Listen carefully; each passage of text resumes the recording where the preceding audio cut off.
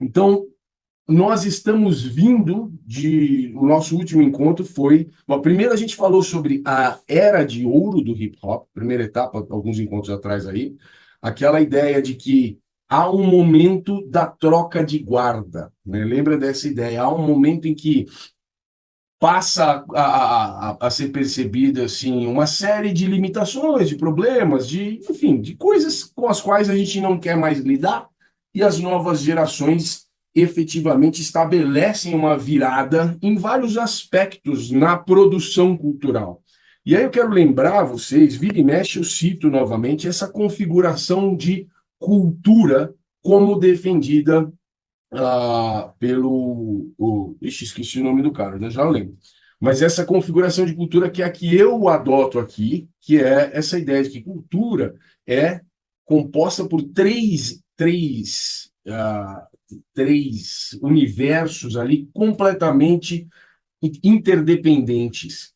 Um deles, que é o mais primitivo, o mais embrionário, o mais nuclear, é a área das ideologias, né? Ou seja, o modo de perceber o mundo, a visão de mundo, a cosmovisão, como eu e o grupo do qual faço parte entendemos o mundo, entendemos a existência. Então, as ideologias, o domínio das ideologias. O segundo domínio, que é influenciado por esse primeiro, é o domínio dos modos de vida compartilhados. É como aqui, o jeito que a gente vê o mundo influencia como nós lidamos com o mundo, como nós vivemos, o que é que a gente faz efetivamente, as nossas escolhas, as abordagens em relação ao dia a dia, às tarefas, à rotina, a como a gente trata a nossa existência. E o terceiro domínio, totalmente dependente desses dois primeiros, exatamente numa ordem hierárquica mesmo. Primeiro, como a gente vê o mundo, segundo, como a gente vive nesse mundo, e o terceiro é o domínio da produção cultural. As coisas que a gente faz,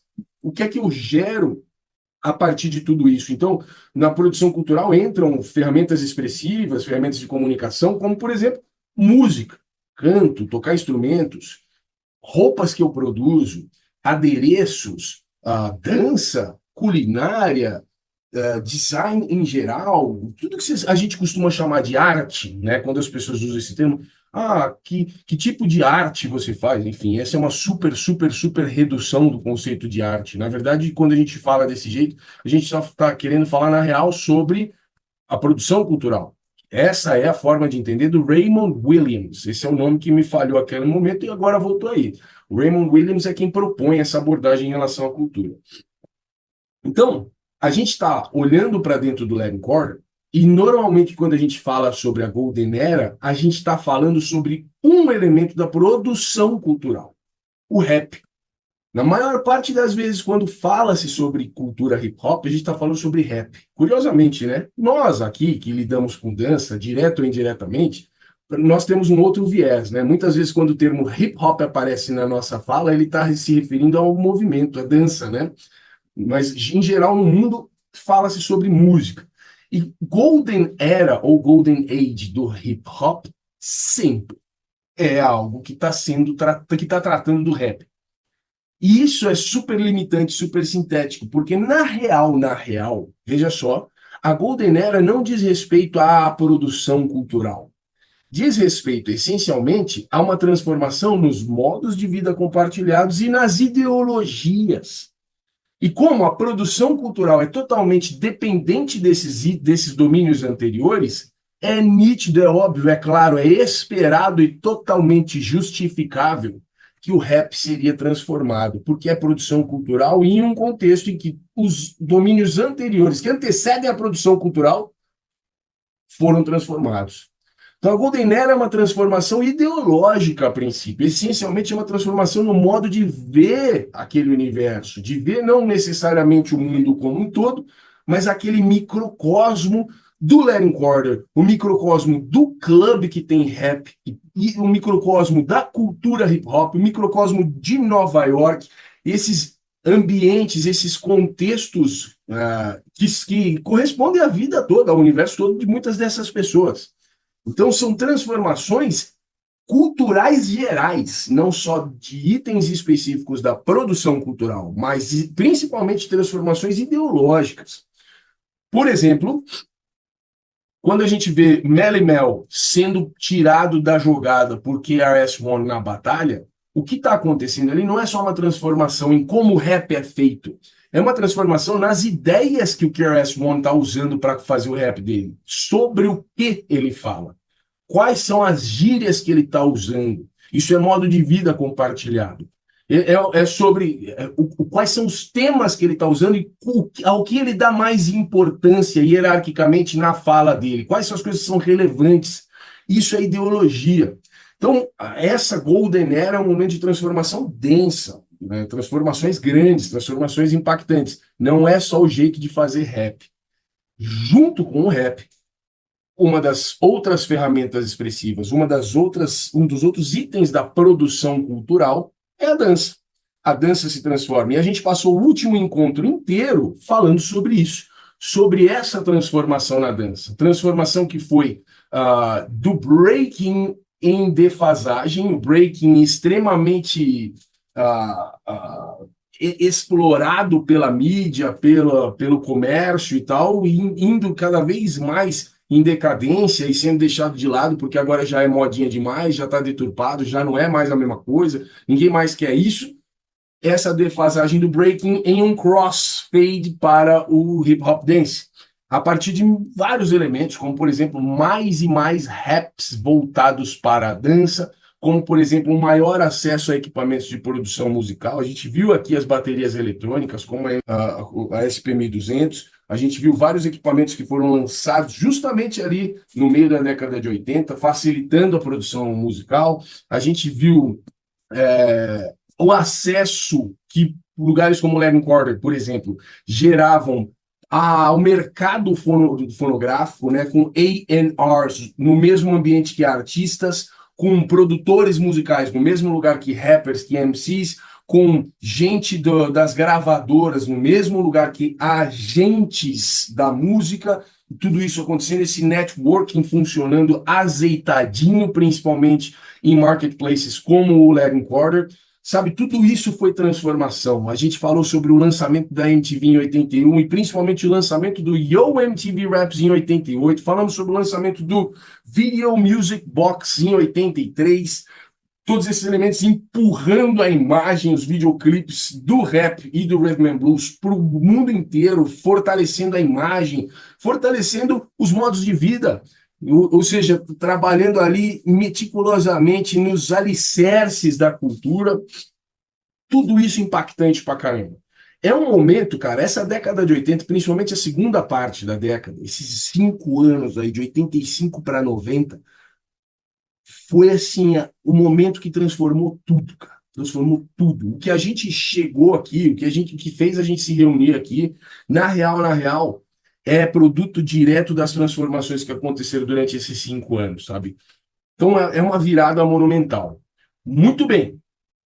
Parte dessa virada, dessas transformações ideológicas, também afetam os modos de vida e as ideologias dentro dos clubes. Eu quero lembrar vocês que o Union Square, lá do Brooklyn, tinha acabado de fechar em 87 porque morreu gente lá dentro. Mas morrer gente era só a consequência mais esperada de todas. Porque todo mundo que fala sobre o Union Square fala sempre a mesma coisa. Mano, era um bagulho selvagem. Era, mano, cada um por si, agressivo demais, violência pra caramba. Cara, morrer alguém era só a consequência mais óbvia. Tava na hora, inclusive, demorou, porque, mano, toda noite que a gente ia lá, a gente quase morria. Via um cara ser esfaqueado contra o Blues Stretch, via outro sendo jogado do mezanino. Pô, violência o tempo inteiro. Quando essa galera vai pro Latin Quarter em 87, quando fecha Union Square no Brooklyn, começa as histórias que a gente começou a ler aqui. Mano, todo mundo tomando porrada e sendo roubado pra caramba, arranca a corrente de todo mundo, e soco, pancadaria, dedo no olho e gritaria, né? Agressividade demais e tal. Pô, cara, esse universo, esse novo universo que está sendo construído lá dentro, está sendo impactado diretamente pela violência. Então, esse novo universo sendo criado dentro, por exemplo, do Larry Corder, estava sendo posto em risco por essa violência toda, por essa pancadaria. Os caras começam a ver aquilo, cara, isso está certo que vai dar errado. E o Union Square está ali para provar. Ok, guarda essa ideia. tem mais coisa acontecendo. Vocês já ouviram falar no cara chamado África Bambata, né? O Bambata, para quem não lembra ou não sabe, Bambata foi um filho da era das gangues do Bronx, né? Ele é um cara que vem das gangues, inclusive. Ele foi o warlord dos Black Spades. O que é um warlord? Warlord é uma posição, um cargo dentro da configuração hierárquica e burocrática das gangues, que corresponde à pessoa que tem algumas funções ali. A primeira delas é a pessoa que tem tráfego mais liberado entre os ambientes, os turfs, os territórios das gangues, porque é um cara que faz negociações com os warlords das outras gangues. É um cara que pode, eventualmente, atravessar uma área que não é da sua própria gangue para chegar lá na outra gangue e fazer negociações. Negociações do quê? Eventualmente, negociações de paz, mas na maioria das vezes, já que ele é o warlord, ou seja, o cara da guerra, né, o lord da guerra, na maioria das vezes é o cara que vai negociar onde é que nós vamos quebrar pau. Ó, vamos marcar uma guerra aí, vamos marcar uma pancadaria boa? Aqueles 5 minutos sem perder a amizade? Tal praça, tal dia, tal hora. E quais são as regras? Eu tô falando sério, tem regra mesmo. Vale arma branca de corte? Vale faca? Não, não vale. Vamos só no bastão, no taco de beisebol, no cano de ferro. Mas vale corrente também? Os caras trocavam essa ideia aí, porque é bagunça, mas não é tudo de qualquer jeito, tá entendendo? E aí o Warlord é o cara que coordena isso. Ele também é o cara que é responsável por organizar, guardar, compilar, enfim, o arsenal da gangue. Todas essas correntes, taco de beisebol, cano de ferro, as facas e as armas de fogo, todas elas que são propriedade da gangue, porque é organizado o bagulho, é incrível. O Warlord é o cara responsável por cuidar de tudo isso. É um cargo, muitas vezes é o segundo cargo de maior prestígio dentro dessa hierarquia das gangues, né? E o Bambata foi o warlord dos Black Spades, que foi uma das maiores gangues de Nova York por muitos anos. Ele vem desse universo. E aí, vocês provavelmente já ouviram falar nessa história. Chega um certo momento que ele começa a desviar um pouco desse mundo, desses propósitos, e começa a tentar girar com essa força toda que tinha uma gangue na coletividade, com todo esse acesso que ele tinha, esse crédito que ele tinha, sendo o warlord de uma das maiores gangues de Nova York, tinha muito crédito. Ele começa a pensar, mano, de repente dá para fazer umas coisas mais impactantes, mais úteis aqui. E ele começa a desenvolver ações positivas, ações de transformações para melhorias para o bairro. Isso culmina no desenvolvimento da Zulu Nation. Zulu Nation nada mais é do que um braço dos Black Spades que começa a fugir, se desviar dessas ideias negativas das gangues e direcionar o seu poder coletivo, o poder numérico, o poder do crédito para atividades positivas, atividades úteis para a comunidade e principalmente para a comunidade preta, latina, pobre do Bronx. Isso tinha acontecido não muito tempo atrás, no início da década de 80, sabe? E é por isso que o Bambata, quando frequenta o Latin Quarter e vê o que está acontecendo lá dentro, ele se une à galera que tem interesses ali para que não fique essa bagunça, essa violência lá dentro.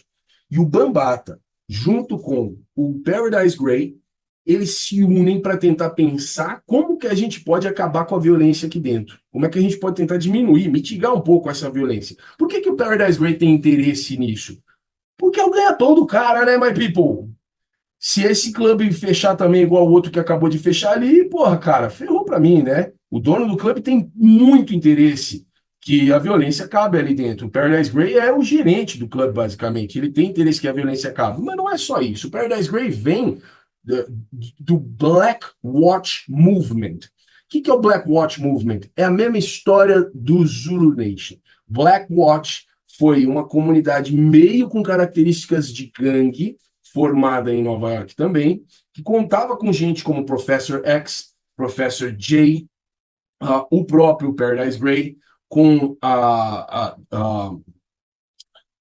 ixi, esqueci o nome da guerreira. Lin Kill, mas antes ela se chamava. Já já vou mostrar para vocês aqui, já me fugiu. Era uma comunidade com características de gangue, mas com propósitos afrocêntricos. Então era como se fosse gangue, existia uma movimentação firme e eventualmente agressiva para a defesa dos seus ideais. Não era uma gangue no sentido de vamos roubar as coisas, nada disso, mas tinha uma formatação agressiva, né? Nesse sentido de, porra, é a defesa da nossa comunidade, nem que seja pela violência. E Black Watch, porque vinha dessa ideia do povo preto fazendo a vigília, fazendo a vigia, né? Tipo, mano, Black Watch no sentido de assistir, olhar, vigiar a comunidade. E essa galera do Black Watch começa a migrar para um outro tipo de abordagem, ainda totalmente apoiada no nacionalismo negro, apoiada no afrocentrismo e usando a música como principal veículo. Esse desdobramento do Black Watch ganhou o nome mais à frente, já no final da década de 80, ganhou o nome de X-Clan. A Crew, o grupo de rap do qual Paradise Gray fez parte, e inclusive foi um dos fundadores. Então, o X-Clan é, para o Black Watch, o que a Zulu Nation é para os Black Spades. Faz sentido? E com essa analogia, Paradise Gray é, para esse movimento, o que o Bambata foi para o movimento do qual ele fez parte. Então, quando os dois se encontram e começam a ver aquela violência toda não letting quarter, o Bambata fala, mano, eu conheço essa história.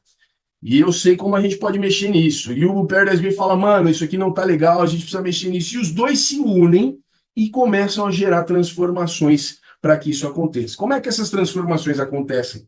Bom, primeira coisa, precisamos descobrir qual é o motivo principal da violência. Qual é o motivo principal? Bom, aí a gente poderia chegar no capitalismo, a gente poderia chegar. Tem motivos bem anteriores, bem mais sistemáticos ali. Mas, naquele momento, pontualmente, o motivo principal da violência é o roubo.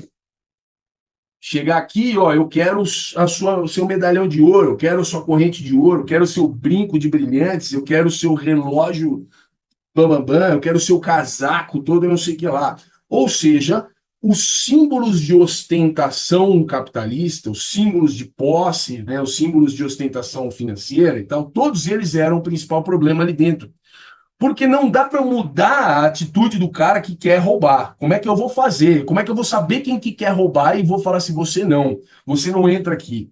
Eu posso fazer uma bela de uma revista lá na frente, ver se eu consigo tirar o máximo possível de armas. Eu posso marcar algumas caras, como por exemplo o 50 Cent original, sobre quem nós já falamos aqui. Mano, você não vai entrar. Eu posso fazer isso, mas é o máximo que dá. Dali para frente, eu tenho que diminuir o incentivo lá dentro. Portanto, os caras começam a olhar para esses símbolos de ostentação, para o bling bling, para o ouro, para os diamantes, para esses elementos e começam a falar, mano, nós vamos ter que eliminar isso da equação. Como? Que jeito? Bom, a primeira coisa que esses caras pensam é, mano, o clube é nosso. E se a gente proibir a entrada com um medalhão de ouro e joias? Foda-se, o clube é nosso, vamos fazer isso. E eles efetivamente fazem isso, proíbem a entrada de pessoas com medalhão de ouro, com joias, com ostentações muito imponentes, assim, muito evidentes e tal, muito na cara. Proíbem, cara. Você chegava lá e falava, mano, volta em casa, deixa o bagulho, larga em outro lugar, aqui você não vai entrar com isso aí, não. E aproveitando essa lacuna da retirada desses elementos, eles promovem a inserção de outros elementos nesse vácuo que surge. E aí, quais elementos? Bom, estamos vindo da Zulu Nation, uma ideia 100% afrocêntrica. Estamos vindo do Black Watch Movement, uma ideia 100% afrocêntrica. Bambata junto com Paradise Gray. Junta esses dois e falam, mano, existe um buraco ali, que o medalhão de ouro deixou. E se a gente fomentar algo que tem a ver com os nossas ideologias, nestes modos de vida compartilhados? Quem sabe a gente consegue transformar até a produção cultural. Bom, essa foi a minha introdução, que é basicamente metade do conteúdo de hoje já. Eu vou para os slides e lá vocês vão ver essa história sendo contada nas palavras de quem participou dela. Eu não participei, tá? Eu só estudei. Nós vamos falar então sobre os Meeting of the Minds. os encontros da mente. O que esse termo quer dizer? Bom, se você for para a área jurídica, gente, para o direito, para a advocacia, para a área jurídica, esse termo existe, sabia? Na área jurídica. O que quer dizer meeting of the mind? Meeting of the minds, no plural. Quer dizer um encontro, efetivamente mesmo, das duas partes envolvidas em um processo e uma negociação entre elas para chegar em alguma intersecção, em algum ponto em comum que esteja suficientemente de acordo todo mundo ali. Todas as pessoas envolvidas chegam num ponto em comum e falam, ok, concordamos? Fechou? Acertamos algo aqui? Esse processo, juridicamente, é conhecido como Meeting of the Minds. Olha que coisa interessante. Eu não sei, eu não consegui resgatar quem propôs o nome desses encontros. E eu não sei se essa pessoa tinha conhecimentos dessa terminologia jurídica, porque é super interessante, porque é basicamente algo que estava sendo feito ali. Encontros para encontrar pontos em comum, uma intersecção ideológica, uma intersecção de interesse em que todo mundo fica suficientemente satisfeito com as ideias, com as propostas. Meetings of the Minds são séries de encontros fechados que para os quais eram convidados personagens, pessoas, artistas importantes, relevantes na cena da qual o Larry Gordon fazia parte. Então, no rap, na dança, pessoas relevantes, pessoas que formavam opiniões, pessoas para quem aquele universo olhava para entender para onde eu devo seguir. Essas pessoas eram convidadas a se encontrarem para debater temas como o afrocentrismo e principalmente o problema da violência. Vocês viram aqui Self-Destruction, You Headed for Self-Destruction, o videoclipe e a música lançada por Boogie Down Productions, KRS-One, e aquela lambada de gente pra caramba, que era um monte de frequentador do Living Quarter. A ideia de o projeto todo chama-se Stop the Violence Movement, movimento pare com a violência. Esse movimento sai dos Meeting of the Minds, dos encontros da mente. Esse é um movimento que sai dali, de conversas de tipo, mano, chega, já era. Acabaram de matar o meu DJ. KRS-One fala, acabaram de matar o meu DJ. Não foi dentro do Larry Gordon, mas caralho, mano, vamos juntar aí como é que é e tal. E essas conversas geram movimentos como esses. Então, ações aparecem a partir dali. Ok. O que esse povo falava? Quem é que estava lá? Bom, o Paradise Gray lembra daquela briga monumental, a briga do espadachim, aquela mesma. Lembra daquela briga e fala, depois daquela palhaçada que aconteceu, a gente começou então a fazer essas reuniões com o Bambata, com o Professor X, ou seja, Lumumba Carson, o principal fundador ali do X-Clan, Dr. York. Dr. York era Bom, se você for procurar na internet, ele é sempre tratado como um líder de culto. Era um cara, um homem negro que tinha lá uns ideais, uns procedimentos quase religiosos. Ele guiava lá uma forma de interagir com o mundo e que depois foi preso, está preso até hoje. Um cara que tem várias acusações aí sobre ele. Mas era um cara que guiava ali ideias e que influenciou alguns grupos na época com seus ideais afrocêntricos. Melle Mel, o grupo todo dos Texas Sonic, a galera toda do Boogie Down Productions, Grand Puba, The Alims, Edwin Birdsong e muitos outros. Juntava essa galera, gente importante, gente que chamava atenção, que formava opinião. E não só esse, tá? Muitas outras pessoas que frequentavam aquele universo. E decidiram o quê? Primeiro, estas pessoas decidiram parar de usar ouro e diamantes, primeiro, por conta do quanto é pago pela comunidade para isso. Qual é o preço? O preço não é o preço financeiro, monetário. O preço que é pago culturalmente, o preço que é pago eventualmente com a própria vida numa situação de roubo ali por causa desses elementos. Segundo também, por conta de onde que vem esse ouro e esses diamantes. E eles entendem que eles vêm da mineração que acontece na África, eles vêm dos diamantes de sangue, os diamantes que só chegam até os Estados Unidos por conta de uma série de pessoas africanas que são devastadas, direta ou indiretamente, para que esse diamante exista. Então, cara, se a gente está aqui falando sobre afrocentrismo, qual é o sentido da gente usar um diamante de sangue proveniente da África, cara? Qual é o sentido disso? Nenhum. Não tem nenhuma lógica. Então os caras começam a reformular A ideologia. Para que serve a porra de um diamante, um cordão de ouro? Para que serve? O que é que eu quero expressar com isso? Então começa a transformar a ideologia. Com isso, o modo de vida, os modos de vida vão se transformando. Na prática, os caras passam a não usar mais esses adereços. O Paradise Bay convence o dono do clube a proibir joias de ouro para tentar tornar o ambiente mais seguro. E eles começam a usar, então, a pressão dos colegas e a distribuir medalhões de couro feitos à mão com o formato da bandeira da África ou do continente africano e as cores vermelho, preto e verde. Encorajamos também as pessoas a usar contas Zulu e outros adornos orgânicos e os símbolos de Ankh, de latão, ao invés de correntes de ouro. Com o apoio da Zulu Nation e do emergente Black Watch Movement, que agora vocês já sabem o que é, esse esforço se espalhou rapidamente pelo hip-hop. E com a ajuda da crescente popularidade do Public Enemy, KRS-One, Native Tongues e X-Clan, um estilo mais consciente de vestir e também um estilo de lirismo mais consciente se espalharam pelo mundo. Caraca, mano. Sensacional a transformação. Vocês todos e todas já viram um medalhão como esse, um pingente desse com a bandeira ou com o continente africano nessas cores, nesse negocinho, nesse redondinho de couro. Vocês já viram isso? Isso vem de tudo que é banquinha de camelô e de hippie na pracinha do centro da cidade, na frente da igreja, até hoje vende. 90% das vezes que você cruzou com esses negócios, ninguém envolvido sabia de onde eles vinham. Esses medalhões estão ligados e chegam até hoje, até aqui, por conta da transformação ideológica e de modos de vida que aconteceu culturalmente lá nesse lugar. Inclusive, se você for ao Google, eu falo isso porque eu fui ao Google para pegar uma imagem, né, de um medalhão de couro da África. Uma das sugestões, você coloca lá African Leather Medallion, ou seja, medalhão de couro da África. Uma das sugestões que o Google te dá é 90s Hip Hop African Leather Medallion, ou seja, medalhão de couro africano do hip hop dos anos 90.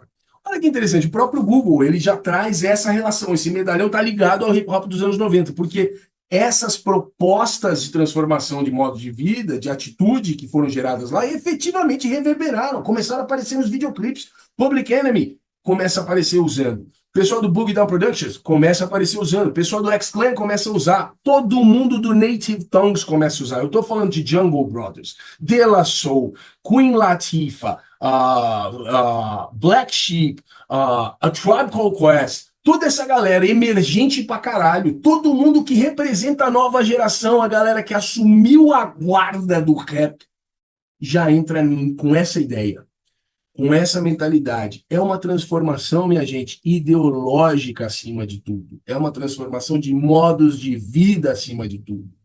A produção cultural é consequência, certo? Então, vou voltar lá. Olha só que coisa interessante, cara. Vocês vejam aqui, né, o medalhão. Isso aqui eu peguei com essa cor dourada aqui. Isso é só uma brincadeirinha, porque na real eles, a maior parte deles eram pretos, um medalhão de couro preto. Eu peguei esse dourado aqui porque eu achei uma brincadeirinha boa que substitui o ouro com esse couro.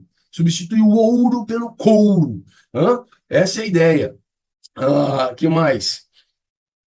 Certo, é isso aí. Tá aí o medalhão para vocês. Isso aqui é uma foto promocional do Black Watch, tá? Essa é uma das formações do Black Watch, contando aqui em cima com o Professor X, aqui com o Professor J. Esse aqui é o Paradise Grey, veja só. Aqui à esquerda você tem a Isis, que é uma das integrantes, que depois assume o nome de Lin Kill, uma das maiores MCs da década de 90, fudidaça, incrível, linda, maravilhosa. Né? Essa galera é realmente impactante e vem dessa mentalidade de vigia da comunidade a partir de uma mentalidade afrocêntrica. E é daí que o X-Clan nasce. Aqui de novo, essa galera, aqui está a Isis, aqui o Paradise Grey, aqui o Professor X, Professor J, aqui você tem o Chuck D do Public Enemy. Então vocês começam a ver essas cores, né? O preto, o verde, o vermelho e o amarelo, eventualmente, sendo usados nas roupas. Você não vê mais ouro, né? Quer dizer, até que vê, né? Até que vê um pouquinho de ouro aqui, uns dourados aqui e ali. Mas você não vê mais os medalhões, como esse aqui, por exemplo, ó. Caraca, peraí. Medalhões como esse do Jam Master Jay.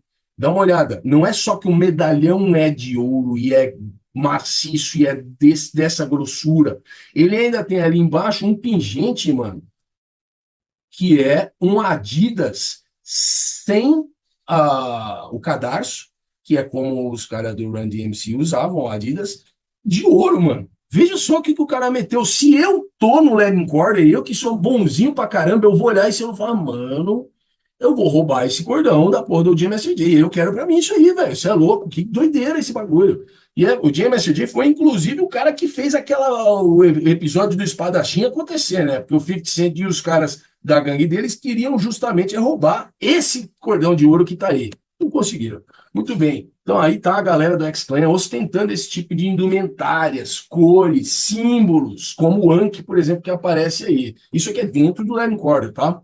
Muito bem, olha só, o outro agente principal desse movimento, dos Meetings of the Mind, falando. Tivemos muitas reuniões secretas, reunindo muitos rappers, crews de rap, tentando trazer paz e nos tornar mais unidos para lidar com o que estava acontecendo nas ruas. A partir de todas essas reuniões, você começava a ver em toda a Costa Leste uma mudança nas roupas, tirando as correntes, colocando nossos líderes nos vídeos como Malcolm X, Elijah Muhammad. Aí a indústria ficou nervosa, né? Porque começavam a achar que ia acontecer uma revolução, e que essa mobilização afrocêntrica, essa ideia de conscientização negra, essa revolução estaria vindo dali, que algum tipo de novo messias negro sairia justamente do hip hop. Eles queriam encontrar algo para neutralizar isso. Então, você começa a ver coisas como Ghetto Boys no Texas e NWA na Califórnia, que são os grupos, né? NWA principalmente, o Ghetto Boys é meio que uma versão do NWA, só que no Texas. Começam a aparecer esses grupos e recebem bastante investimento das gravadoras para que o gangsta rap se fortaleça. Bom, isso aqui é mais uma das teorias de conspiração que existem dentro do rap, né? Ele está falando que, aqui embaixo você vai ver, ó, investir todo o dinheiro no gangsta rap e afastar todo o rap político. Uma das teorias enfim, uma das teorias que existem no submundo do rap é que o rap gangsta, o rap da costa oeste, que se desenvolve ainda no final da década de 80, ele é emergente e recebe bastante investimento como uma contraposição ao surgimento do conscious rap, do rap consciente afrocentrado da costa leste. Cara, isso é político, os caras estão falando umas verdades aí, os caras estão contestando o sistema, isso não é legal, vamos apoiar um rap que fale de violência, que fomente essa imagem do homem negro como um cara violento, né, que resolve na porrada no tiro e não sei o que lá, não sei o que lá. Efetivamente, os estudos mostram que a emergência do rap gangsta aumentou os casos de encarceramento dos homens, principalmente homens pretos nos Estados Unidos. Agora, encarceramento em massa de pessoas negras nos Estados Unidos nunca foi uma novidade. A primeira vez que isso acontece é logo depois da abolição da escravatura, em 1863. Então, assim, não é novidade, é difícil colocar a culpa no rap gangsta. O que fica para as conversas é se isso efetivamente teve um apoio financeiro consciente, pensando nisso ou não. Enfim, não sou eu que falo sobre isso, mas o Bambata está afirmando que sim. Ele que está falando, não sou eu. E para ele, inclusive, isso foi um movimento em resposta a essa politização que começou a acontecer em massa lá na Costa Leste por conta desses movimentos todos. Aqui, mais uma vez, apontando essa reunião, nós temos Professor X e Paradise Grey, do X-Clan, Jarobi White e Q-Tip, do A Tribe Called Quest, e África Bambata, de tudo, né? Inclusive do Soul Sonic Force, mas enfim. Black Spade, Zulu Nation e tudo mais. Então, tá aqui dentro do Legend Quarter representando essa reunião. Potente, hein? Potente. A Tribe Called Quest, X-Clan, Bambata, todo mundo ali. O Jeff Chang, no livro que vocês acabaram de ler, lá no Can't Stop, Won't Stop, ele fala o seguinte: nos Meetings of the Minds, no Legend Quarter, Paradise Grey e o Bambata influenciaram jovens de todas as origens a substituir as correntes de ouro que usavam por medalhões vermelhos, pretos e verdes no formato da África. Logo, alguns fãs desses artistas começaram a expressar suas próprias identidades com a mesma ferramenta expressiva. Começaram a usar medalhões de couro, mas com bandeiras, por exemplo, como essa que eu trouxe para vocês, bandeira de Porto Rico, por exemplo, comunidade boricua, comunidade porto-riquenha, Puerto Rican Community, lá de Nova York, por exemplo, os caras começam a usar o mesmo formato, o mesmo medalhão, mas com a bandeira de Porto Rico, do México, os mexicanos, claro, os galera das Filipinas, até mesmo Irlanda. Lembrando que irlandeses nos Estados Unidos têm um histórico enorme também de um grupo de minorias, minorias não quantitativas, mas no acesso, no crédito, nas posses. Irlandeses, em grande maioria, principalmente durante o século XIX, eram pessoas paupérrimas, super pobres dentro dos Estados Unidos. Então, assim, cada identidade, cada etnia, cada um desses grupos com as suas particularidades. Eu não quero aqui estabelecer nenhuma disputa de quem sofre mais, mas sim, os irlandeses estão dentro dos grupos que também apanharam pra caramba dentro dos Estados Unidos. Começam estes também a usar símbolos desse tipo como forma de sustentar sua identidade. Né? Você pode olhar para isso como uma apropriação cultural, você pode olhar para isso como resultado positivo, um sinal de que deu muito certo essa ideia original da galera usar esses medalhões como forma de identidade, né? Esse era o poder do hip hop em sua melhor forma, disse Jeff Chang. A cultura de liberdade negra acabou dando voz a quem precisasse. E é por isso que tinha o poder de transformar pessoas e sociedade. Olha que legal, né? Muito interessante essa ligação. O Daddy-O dos Texasonic diz o seguinte: eu me lembro dessas reuniões. Elas foram chamadas de Meetings of the Minds. Esse foi o início do movimento Stop the Violence. Falei para vocês. Até o projeto Self-Destruction veio de lá. Na minha opinião, foi como um movimento anti-Rush. O que é isso, mano? Anti-Russell Simmons. Russell Simmons, para quem não se lembra, era 50% da Def Jam, da gravadora Def Jam. Ele era o cabeça da gravadora e estava se tornando um empresário monumental, um cara que digitava as regras e era o cara que tinha sob seus cuidados ali Run DMC, Beastie Boys, LL Cool J, a galera toda que estava bombando na época e começava a gerar os grupos que fechavam estádios para os shows. Né? E aí ele fala assim, o Daddy-O fala, mano, Daddy-O era do Stetsasonic, mano, era um grupo do Brooklyn lá, um grupo pequeno e tal, os caras, né, underground. Ele fala, o Russell Simmons tinha todas essas turnês acontecendo, toda essa mídia corporativa falando com eles, mas a gente é que era o verdadeiro pulso do hip-hop. Em termos do que fez o hip-hop borbulhar, o que fazia pulsar, estava bem ali na cidade, estava bem ali no Land Corridor, e não nesses grandes estádios, nessa grande mídia, né? Então, para ele, era uma ideia contra essa hiperpopularização do rap. O Paradise Bay diz: nós convocamos as reuniões para discutir o problema dos jovens terem suas correntes arrancadas. Grupos de jovens cercavam as vítimas e cortavam seus rostos com lâmina de barbear, ou esmurravam as pessoas enquanto arrancavam suas correntes, anéis, casacos, roubavam tudo que tinha nos seus bolsos enquanto eram pisoteados. Isso não era algo que só acontecia nos clubes, era um problema de toda a cidade. As pessoas estavam sendo atacadas no metrô, nas escolas e nas ruas. É verdade, lembrem-se, Nova York era um dos lugares mais assustadores do mundo durante a segunda metade da década de 80. Falei sobre isso lá no começo do nosso estudo desse livro. A cidade estava assustadora, era conhecida como a cidade do medo, The Fear City. E o Chuck D, do Public Enemy, diz: Nova York estava no meio de uma infestação de drogas e o jogo do crack era pesado. As pessoas estavam roubando tudo que pudessem. Enquanto a gente gravava, a droga estava destruindo toda a área. Muito bem. Então, nesse momento, os Meetings of the Mind aparecem como uma força transformadora de ideologia e modos de vida.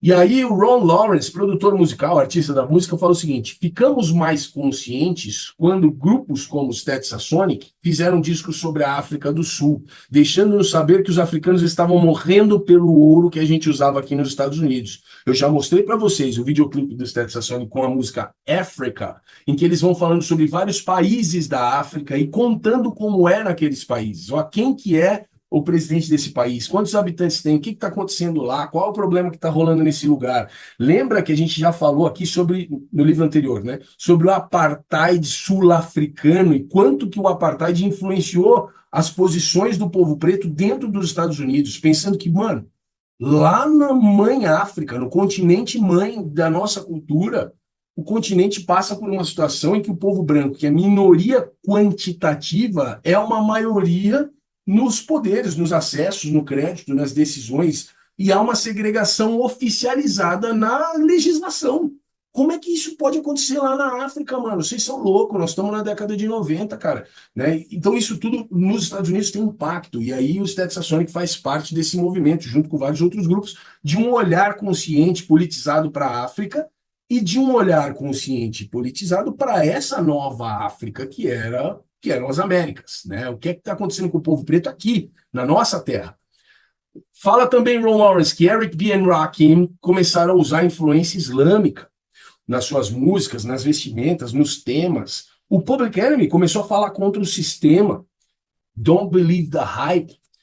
O Boogie Down Productions lançou seu segundo álbum em 88, que é By All Means Necessary, com a capa que tinha aquela imagem baseada no Malcolm X. Vocês já viram isso?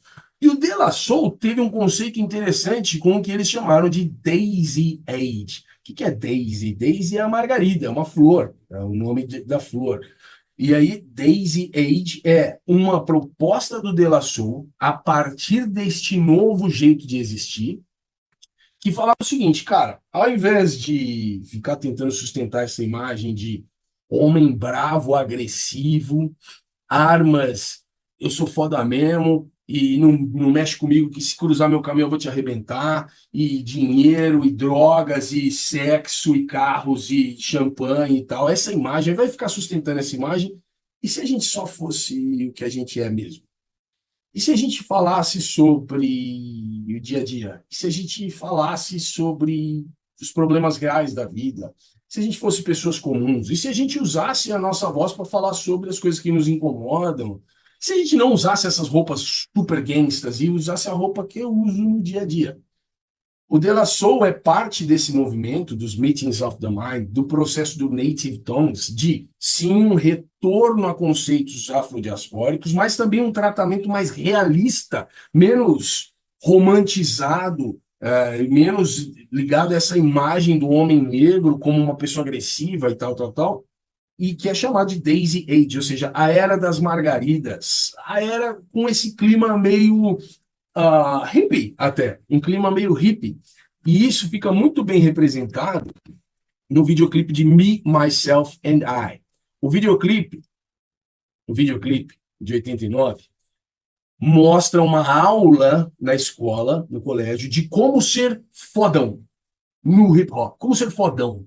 As roupas que você tem que usar, o óculos, o kengol, o chapéu que você tem que usar, as gírias que você tem que usar, as posturas, os tensos que você tem que manter. E aí tem os caras do De La Soul lá, gente normal. Tipo, mano, sentado nessa aula, tipo, mano, que puta que o pariu, que merda que é essa? E eles estão tirando essa onda. Dá uma olhada aí, ó.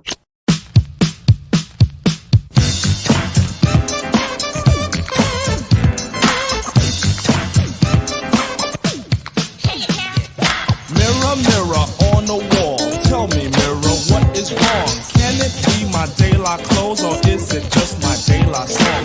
What I do ain't make believe. People say I sit and try, but when it comes to being De La, it's just me, myself, and I. It's just me, myself, and I.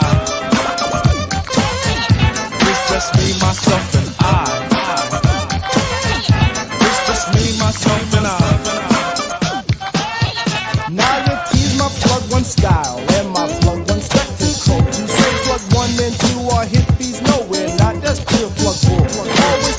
That we formed an image, there's no need to lie. When it comes to being plugged one, it's just me, myself, and I. It's just me, myself, and I. It's just me, myself, and I. It's just me, myself, and I.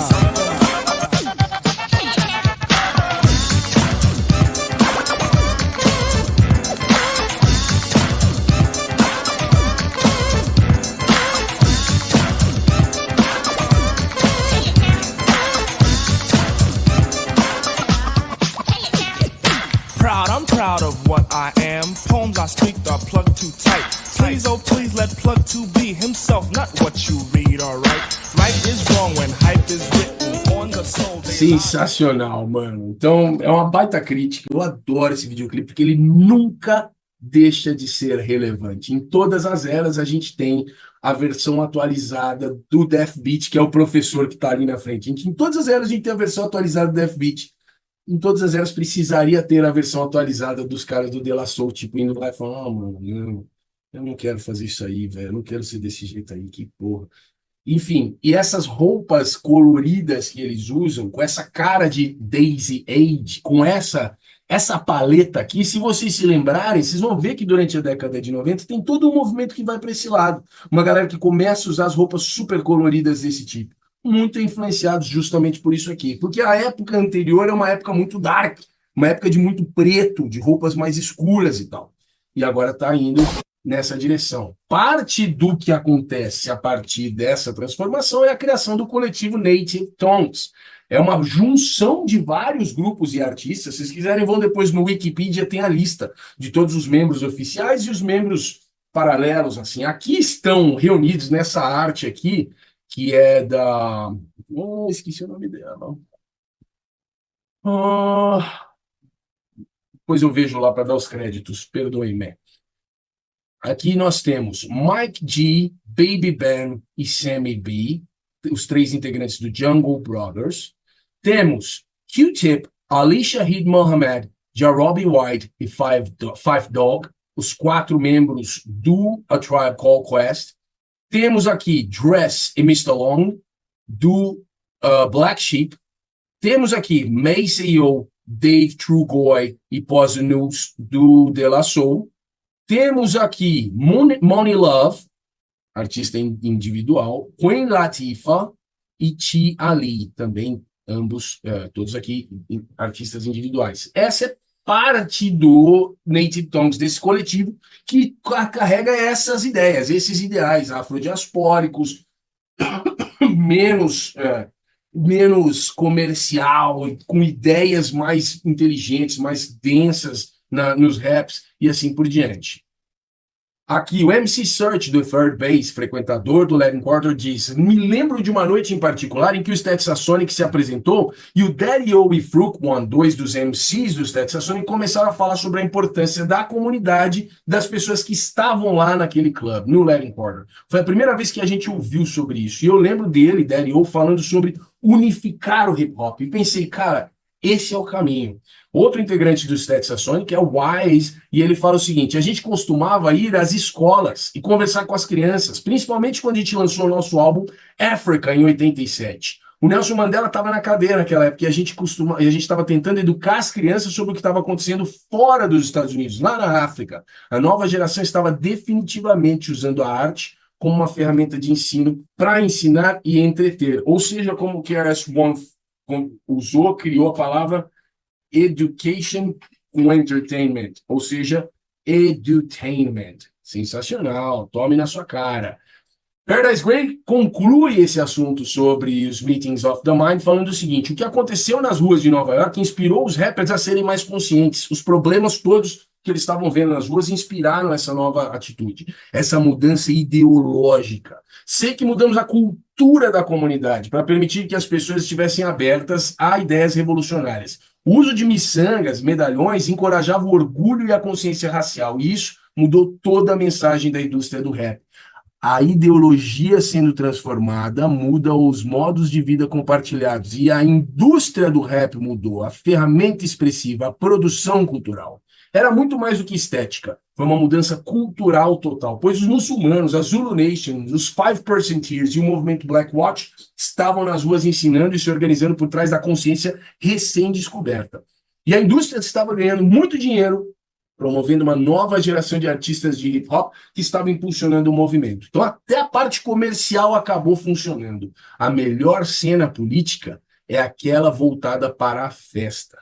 O conteúdo lírico pode ter mudado, mas a música ainda tinha que bater, acertar e fazer as pessoas quererem se mexer. Sensacional. Bom, o livro termina falando sobre o legado do Larry Corder, a continuação, o que é que ficou, o que é que foi deixado para a posteridade, já que o Larry Corder termina, fecha as portas em 88, e o prédio, em 89, é demolido para ser levantado ali um condomínio residencial de 20 andares e tal, né? Então, o prédio oficial não existe mais lá. O lugar onde o Larry Corder ficava, obviamente, continua lá, mas o prédio em que ele existiu não está mais lá. Então, qual é o legado? O que é que fica, né? Bom, KRS-One fala, o Larry Corder deve ter sido o clube de hip-hop de maior sucesso na história de Nova York. O Just Ice diz, o Larry Corder carregava o hip-hop e o crime, e atraía todo mundo com isso.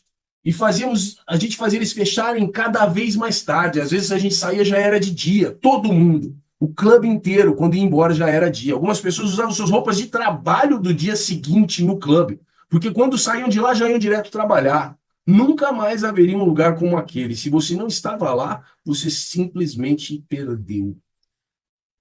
O Neville Lee, integrante do IOU, diz: era o marco zero de tudo naquela época. Esse era o lugar. Todo mundo que você pode pensar daquela geração tinha que passar por lá.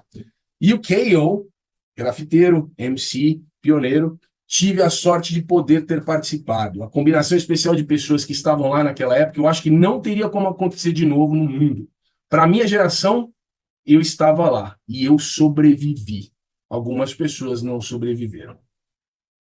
Paradise Gray conclui, o resumo dele é: Larry Corder foi o clube de hip hop mais importante e mais influente da história. Nunca vi um lugar lançar tantas carreiras em tão pouco tempo. Estava cheio de A&Rs, pessoas da indústria, artistas. Era como se fosse um encontro relâmpago para gravadoras. Conseguimos criar um padrão de excelência, um caminho rápido para o sucesso, um lugar onde você podia se conectar com um produtor, um parceiro de rima, um empresário, onde você podia passar sua última demo para escritores de hip hop e grandes gravadoras, dar sua música para os melhores DJs de rádio, tudo no mesmo lugar. Você podia se apresentar, tocar sua música, obter um sucesso instantâneo ou aprender o que é que você precisa mudar para levar sua música de volta para a prancheta. Um lugar onde um artista podia obter respeito, conhecer seus colegas em um ambiente criativo e enérgico, feito sob medida para aumentar suas bases de fãs e carreira. Mas, em essência, o Larry Corder foi um microcosmo do hip-hop. Um lugar pequeno, um lugar que durou pouco tempo, um lugar que não recebeu todas as pessoas do mundo, mas que o que aconteceu lá dentro teve reverberações monumentais para uma cultura inteira, a ponto de chegar até aqui, até nós, 2024, Brasil, e a gente está aqui falando sobre o clube e indiretamente e até inconscientemente vivenciando elementos ideológicos e de modos de vida e de produção cultural que foram influenciados diretamente por ideias, atitudes, acontecimentos, pessoas de dentro desse clube. Então, o Larry Corder continua vivo, continua existindo aqui com a gente, não só porque a gente fala sobre ele, mas porque a gente acaba vivendo resquícios, reverberações desse clube até hoje. E por isso, muito obrigado, Larry Corder, muito obrigado, Paradise Gray. Foi um prazer estar com vocês neste processo todo. E eu convido vocês a darem um pulinho junto comigo. Espera aí, a darem um pulinho junto comigo. E ó, dá uma passeadinha ali, só para a gente dar uma olhada como é que está lá hoje em dia. Esse aqui é o prédio do Larry Corder, estamos no número 200 da Rua 48. Essa rua aqui, ó, é a Rua Broadway. Essa aqui é a Broadway. Aqui está o prédio da M&M's, que é o que hoje em dia ocupa a frente, o parte da frente do Larry Corder. E esse daqui é o prédio onde ficava o Larry Corder. Continua lá um prédio enorme, que era residencial, hoje em dia acho que é comercial, um prédio gigantesco, mas aqui era a fachada, a entrada, aquele lugar que a gente viu nos vídeos, nas fotos, que formava fila, tinha galera andando para entrar aqui, subir as escadas e tal, estava justamente nesse prédio. E com isso, eu termino aqui a minha apresentação de hoje, termino aqui o meu tratamento desse livro e declaro oficialmente aberta a negociação entre o nosso grupo, pela última vez para tratarmos desse livro.